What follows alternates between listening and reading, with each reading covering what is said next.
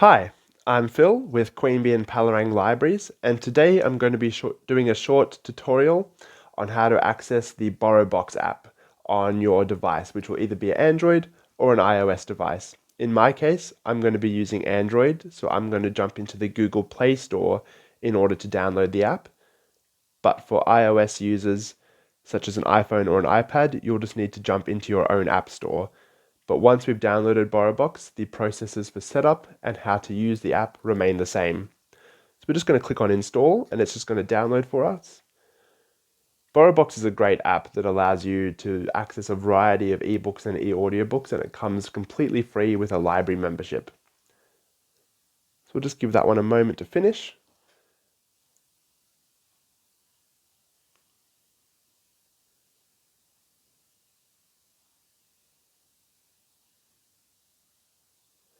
And when it's finished installing, we'll just go ahead and open the app. Now it'll ask you for the name of the library. So in our case, it will be Queanbeyan-Palerang. So start typing in Queanbeyan, and you should find, there we go, Queanbeyan-Palerang Libraries. So just tap on that one and it will select us as the preferred library. And under ID/barcode, just put down your library card number.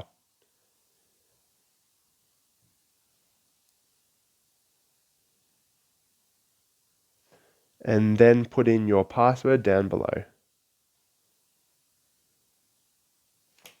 Once that's all done, just tap on sign in and it will bring you to the terms and conditions. You can just click agree and it will now initialize BorrowBox for use with Queanbeyan-Palerang Libraries. Now at the top, you'll see available 5 e-audiobooks, that's that little headphone over the books icon, and also 5 regular ebooks, that's just the standard book icon there. And down the bottom, you'll also see 2 tabs. There's e-audiobooks and ebooks, and then also next to that, there's a little search icon. And so this is kind of the home screen of BorrowBox, where all of your loans and your reserves will be held. But let's pretend that we wanted to go and search for something. So it'll give us 2 tabs, e-audio and ebook. Say I want to search for an ebook today. And let's say I want to search for a book on New York. So I'm just going to type in New York under ebook search, and you can see that I've changed tabs so that I'm on ebooks. And let's just look at, say, the Kingdom of New York. Just want to tap on that one then. And it will pull up some information as well as an option to preview the book if you would like. So if we tap on preview, that's just that grey box towards the left of the bottom.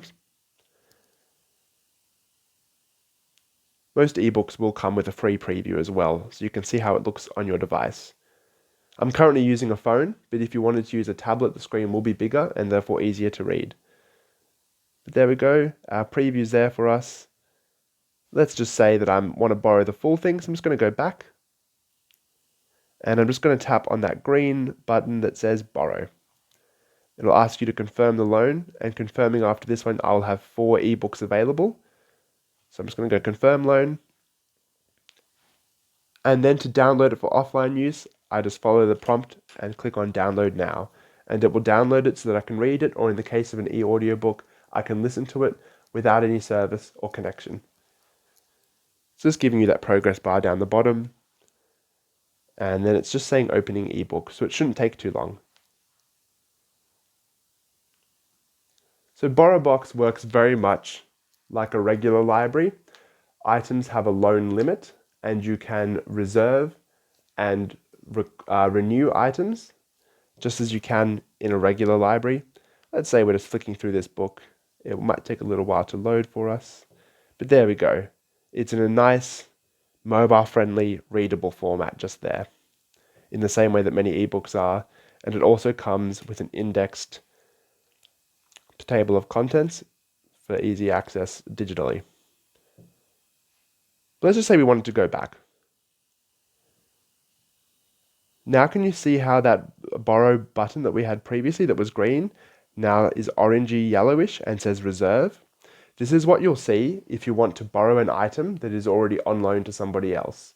So just because it's online, it doesn't mean that we have an infinite number of these resources. And just like a real library, we might only have a few digital copies to be able to lend out at a time. So if they're all on loan, you are able to click on Reserve to register your interest, and you'll receive that copy when the next one becomes available.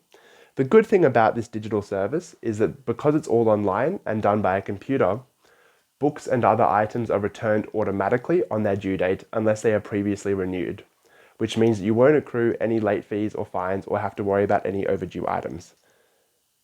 If we just go back, we'll just tap on that eBooks tab down the very bottom.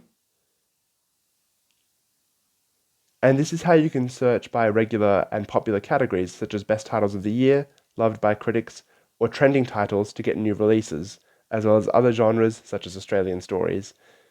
And the same there also applies if you tap on the e-audiobooks tab, like I've just done there. But let's say we wanted to go back to what we've borrowed. I'm just going to tap on the next tab, which is just at the very bottom, but to the left, it says My Loans. And as you can see there, it's got my one ebook that I borrowed in front of you already, The Kingdom of New York, as well as two options: return, if you would like to return it before the automatic return due date that I was mentioning earlier, and renew if you would like to extend it, similar to renewing a regular library book. You'll be able to renew it, but not if there's already a previous reservation. But let's say that I wanted to try and renew it. I will tap on Renew, and then just go Confirm Renewal. And my loan period has now been extended from expiring in 13 days, as you saw previously, now to 27.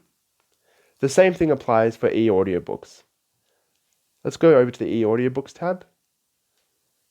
And let's have a look at this one, The Long Journey Home by Cecily Blench.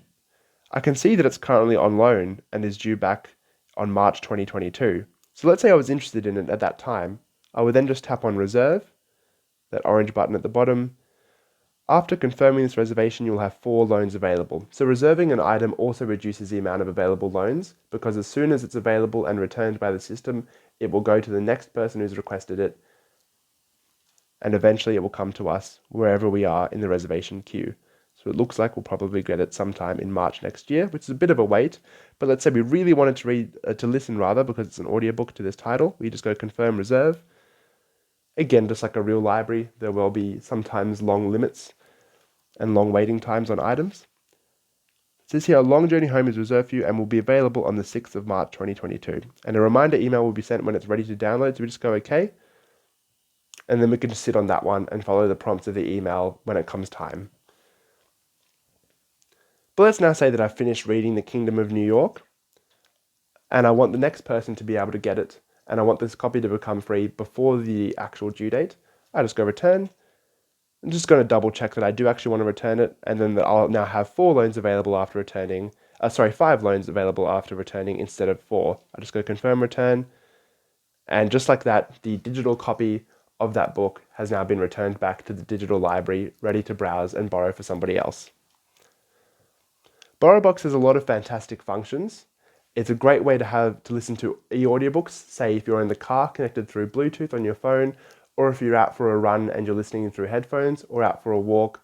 It's just a fantastic service to be able to have, and it's another great way of exploring library resources, especially during lockdown, but anytime.